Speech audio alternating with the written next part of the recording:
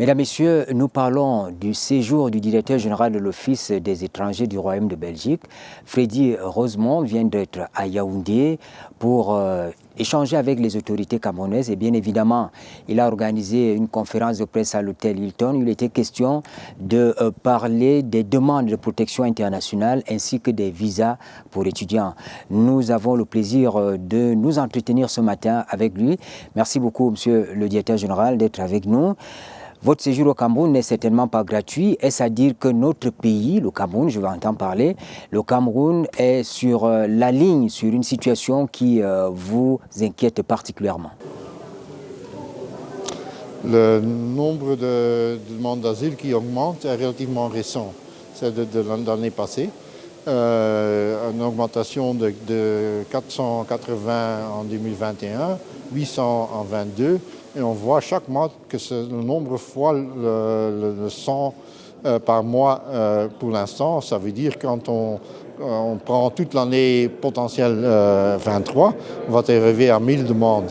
Ce qui est pour un pays comme le Cameroun, qui est un pays stable, démocratique, où il n'y a pas de violence aveugle, où il n'y a pas de persécution politique, attentivement, les gens l'utilisent pour des raisons, je pense, socio-économiques. Un nombre le dit aussi. Un nombre, pendant l'interview pour l'asile, dit « Oui, je suis venu parce que je voulais avoir un travail, une meilleure vie ».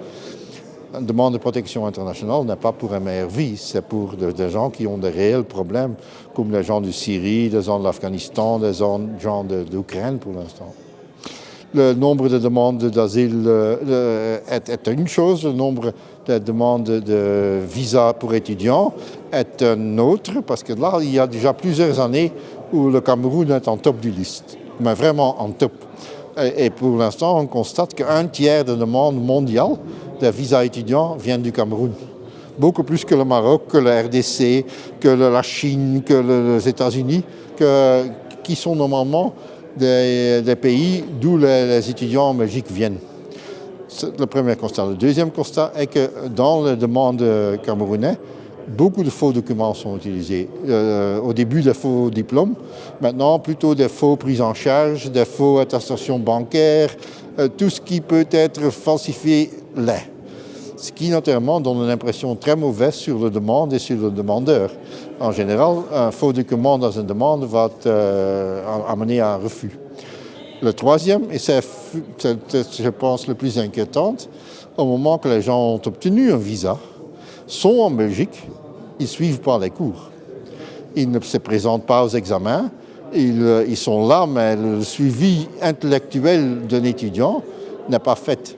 On constate ça avec la demande de renouvellement. Après un an, une nouvelle inscription doit avoir lieu avec une nouvelle inscription, une nouvelle attestation de l'université, que les gens ont bien travaillé, que les gens ont fait ce qu'ils devaient faire. Et là, c'est moins que 10% du total qui arrive à ça. Donc, notre constat est que les gens utilisent la procédure visa étudiant pour arriver en Belgique, pour arriver en Schengen. Et après, font autre chose. Monsieur le directeur général, lorsque le constat est fait, on aimerait savoir est-ce qu'il y a des passerelles entre les autorités de Bruxelles et celles de Yaoundé pour que vous puissiez travailler de manière collégiale afin de mettre un terme à ces cas de fraude que vous évoquez. Passerelle parce que, par exemple, les autorités camerounaises compétentes pour l'enseignement ont pris des mesures pour faire sûr que la falsification de diplômes est moins évidente en poussant des autres cachets, en adaptant le formulaire de diplôme un peu moins falsifiable. Le lien entre la demande qui est faite à l'ambassade, où le premier constat est fait, et Bruxelles est aussi fait, parce que naturellement, il y a des faux pièces dans le cadre de la première demande, il y a des faux pièces dans le cadre d'une demande de renouvellement, d'une demande de prolongation. Et quand on constate qu'en effet, il y a quelque part, par exemple, une banque qui est souvent utilisée parce que leur formulaire est très facile à falsifier, cette info va être échangée avec l'ambassade, certainement, ou Bruxelles avec l'ambassade. Oui, il y a un va-et-vient continu de différents services. Est-ce que le moment n'est pas venu de revoir les procédures de délivrance des visas? Vous savez très bien que ce service a été confié aux particuliers, donc on n'a pas le contact direct entre l'ambassade et les usagers, ceux qui demandent les visas, d'où parfois ces fraudes qui sont évoquées. Est-ce que avec ces chiffres que vous nous communiquez, ce n'est pas déjà le moment de revoir un tout petit peu, de réfléchir en profondeur sur les procédures de délivrance des visas?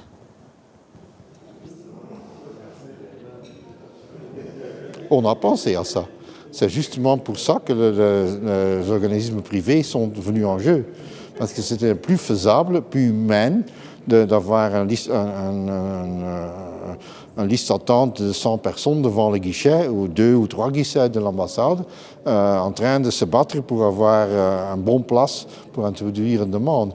Le fait que l'utilisation des organismes privés permet une plus grande distribution dans le pays, parce qu'ici, naturellement, c'est limité, mais on utilise les mêmes méthodes en Chine, en Russie, où il y a peut-être en Inde, où il y a 25. Avant, tout le monde devait aller au capital, devait introduire son demande là, et devait attendre le résultat ou revenir pour le résultat.